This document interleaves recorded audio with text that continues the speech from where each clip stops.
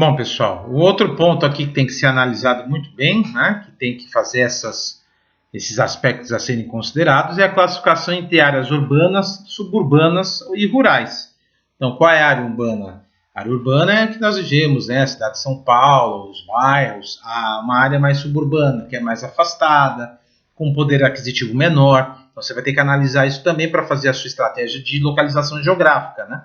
E as áreas rurais são exatamente, principalmente cidades do interior, onde o foco é mais rural, o foco é mais, por exemplo, agronegócio, tem um desenvolvimento menor, um nível de desenvolvimento menor, tanto econômico quanto industrial. Então, como é que você faz para trabalhar ali? Você vai ter que justamente desenvolver alguma estratégia que funcione lá, porque o aspecto cultural vai mudar, o aspecto social também vai mudar.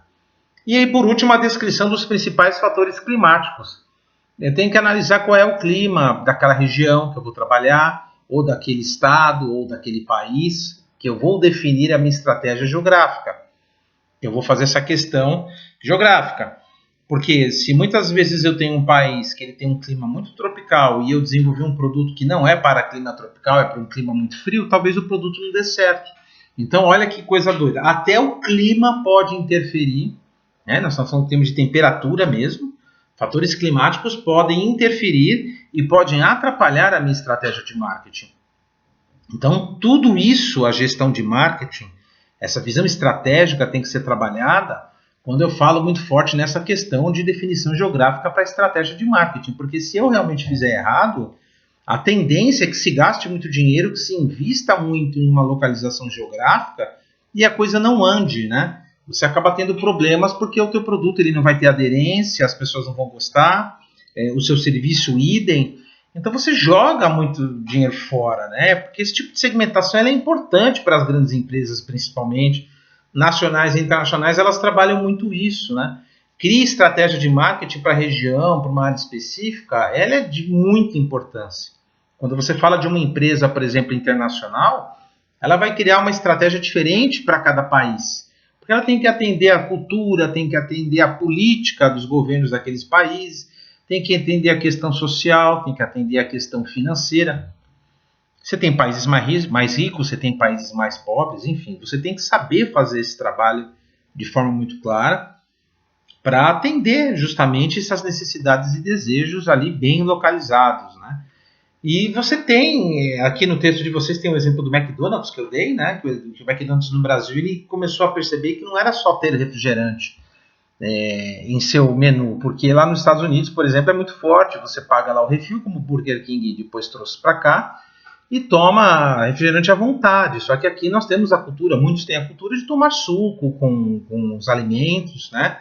E aí eles perceberam que uma questão cultural você tinha que trabalhar essa questão regional, ou seja, o país e a população tem uma questão ali cultural que ela gosta de tomar suco, e McDonald's pôs suco.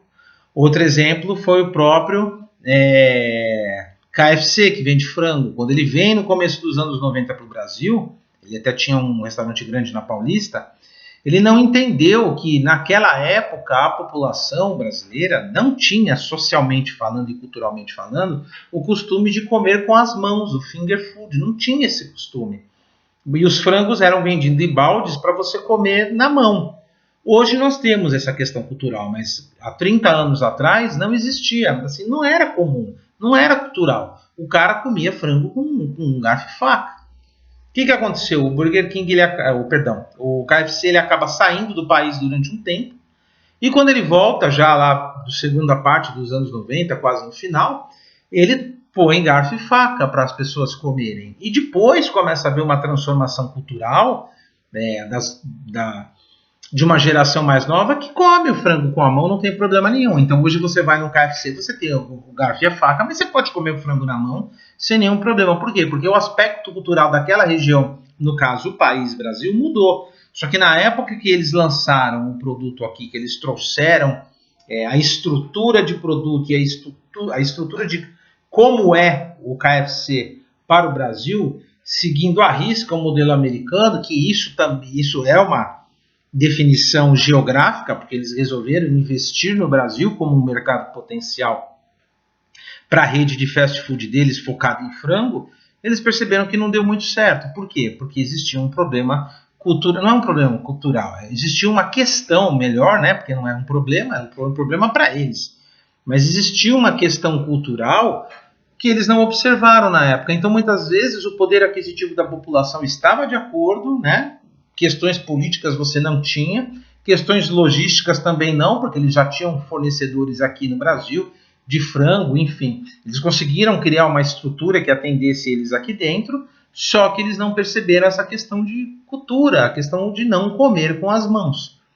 E quando eles foram reparar nisso, já era tarde demais, o mercado já tinha rejeitado, vamos dizer assim, a forma como você manuseava os produtos do KFC e acaba saindo do país, volta anos depois, se adapta a essa questão cultural. O resto já estava muito bem, ele já tinha fornecedores locais, uma logística bem desenvolvida, pontos estratégicos para abrir os restaurantes, e aí ele volta e está aí até hoje.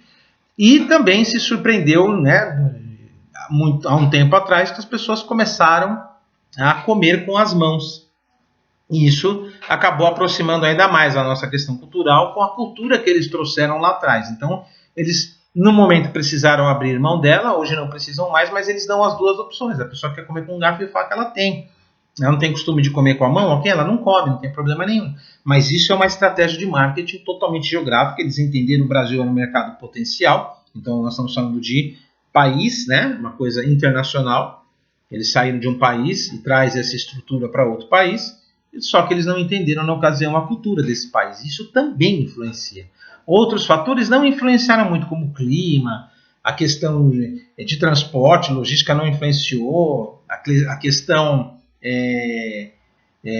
de poder econômico também não afetou, porque eles acharam o público, mas teve problema com uma questão cultural. Então, qualquer coisa pode afetar a tua estrutura de marketing. Qualquer coisa pode dar errado se você não sabe fazer uma definição geográfica adequada na sua estratégia de marketing. Então, como profissional de marketing, tem que entender isso sim, tem que saber como fazer para trabalhar direito, né?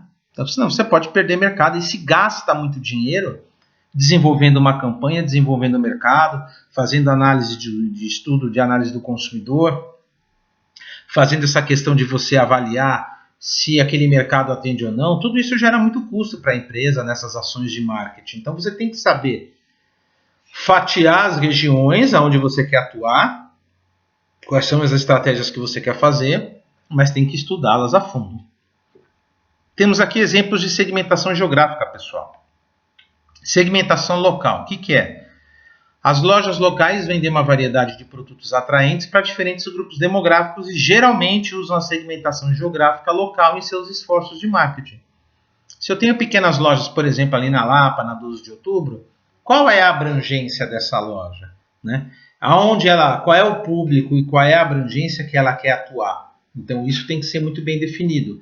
Mesma coisa uma pizzaria. A pizzaria, ok, ela atende só no bairro, aí ela pensa em expandir, atender outros bairros, mas sem abrir outra pizzaria em outro bairro. Então ela vai ter que analisar muito bem qual é a estratégia que ela vai fazer, quais são os esforços de marketing no sentido de divulgar a pizza dela, de analisar o comportamento do consumidor, por exemplo, do bairro vizinho, de analisar os concorrentes do bairro vizinho e a questão de tempo também, né?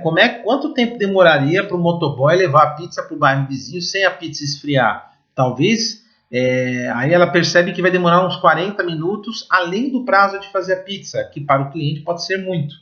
Ou às vezes o cliente decide esperar se a marca dela, o produto dela for muito bom, mas ela vai ter que desenvolver um meio de transporte ou mesmo uma embalagem, e desenvolvimento de embalagem de produto também é marketing, porque é um dos P's do mix de marketing.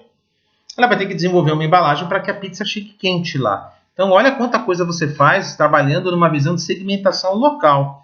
Então é isso. Como é que eu vou trabalhar dentro do meu bairro, da minha região, da minha cidade? Aí tem um exemplo aqui, as pequenas empresas da cidade, por exemplo, muitas vezes inundam o mercado local com propaganda de rádio e jornal. E isso tem amplo alcance local, preços acessíveis e vai trabalhar a internet também, obviamente, só que a internet é uma coisa mais global, está tudo correndo ao mesmo tempo.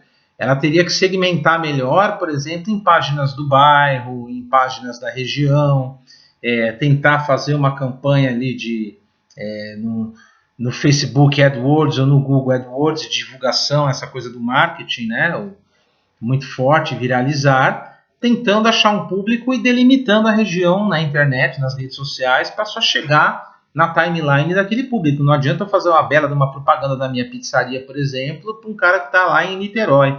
E eu sou aqui de São Paulo, não vai adiantar. Então eu tenho que segmentar. E isso, quando você faz esses anúncios pagos nas redes sociais, você consegue segmentar por região. Você faz uma segmentação demográfica.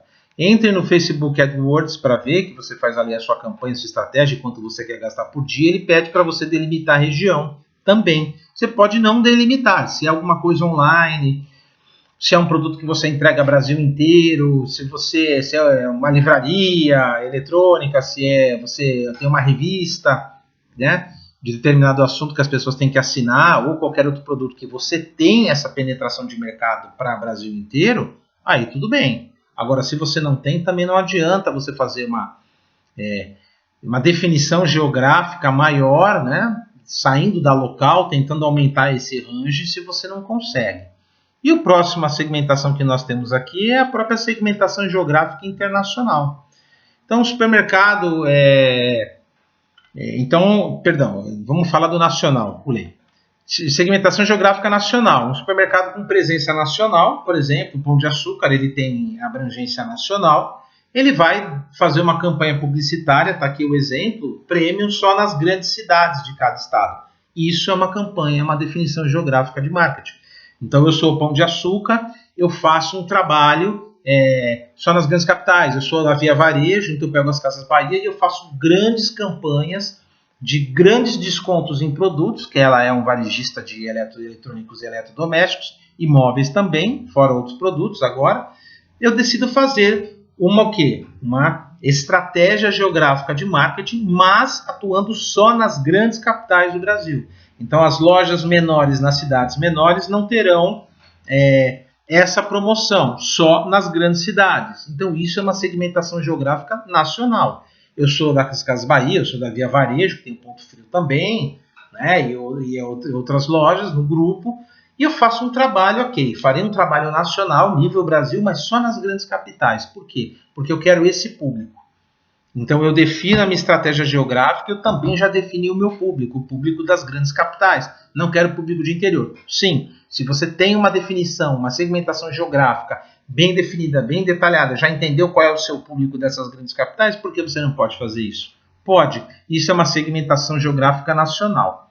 E a próxima, que eu já tinha enrolado aqui, é a internacional. Você pode pegar, por exemplo, grandes grupos internacionais que têm presença em mais de 100 países e tem o seu próprio departamento de gestão nacional.